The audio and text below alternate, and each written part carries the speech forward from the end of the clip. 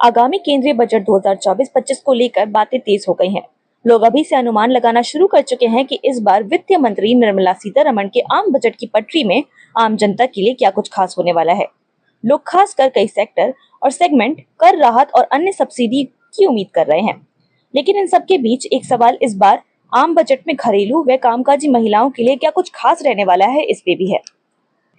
आम बजट 2024-25 में वित्त मंत्री निर्मला सीतारमण की तैयारी की बात करें तो सीतारमण अपनी टीम के साथ महिलाओं को सशक्त बनाने पर केंद्रित कई नीतियों को शुरू करने की उम्मीद कर रही हैं।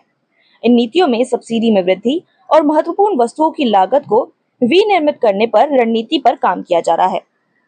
याद दिला दें कि फरवरी में अपने अंतरिम बजट 2024 भाषण के दौरान वित्त मंत्री ने खुलासा किया था कि मुद्रा योजना के तहत महिला उद्यमियों को 30 करोड़ रुपए की ऋण वितरित की जाएगी। इसके अंतर्गत 83 लाख स्वयं सहायता समूह SHG 1 करोड़ महिलाओं को लखपति दीदी बनाने के लिए समर्पित है, जो इन योजनाओं के माध्यम से महिला सशक्तिकरण को महत्व देने का काम कर रही है। बजट पेश होने से पहले लोगों में आम बजट के लिए उत्साह रहना स्वाभाविक होता है।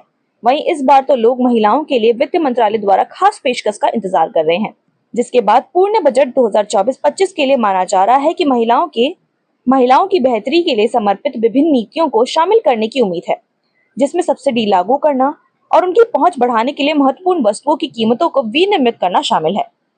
आज के समय में कामकाजी और घरेलू महिलाओं के लिए कर एक बड़ी समस्या के तौर पर है। ये एक ऐसा विषय है जिस पर विचार करने की आवश्यकता है।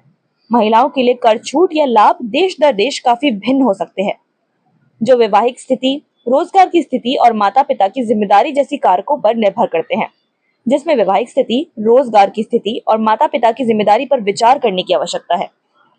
महिलाओं के लिए एक विचार करने योग्य मुद्दा है रियायती आयकर स्लैब्स, जिसको लेकर अनुमान ये लगाया जा रहा है कि सरकार विशेष रूप से महिलाओं को लक्षित करके रियायती आयकर स्लैब दरों को फिर से लागू करने पर विचार कर सकती है।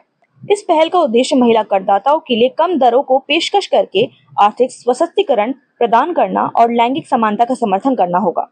इस कदम से आर्थिक विकास को बढ़ावा मिलने, महिलाओं के बीच वित्तीय स्वतंत्रता में वृद्धि होने और आर्थिक समावेशी और न्याय संहिता कर प्रदान करने को बढ़ावा देने की उम्मीद है। अब इसमें एक और बात ध्यान देने वाली है कि वैसे महिलाएं जो स्वयं रोजगार करती हैं, उनके लिए क्या खास होने वाला है।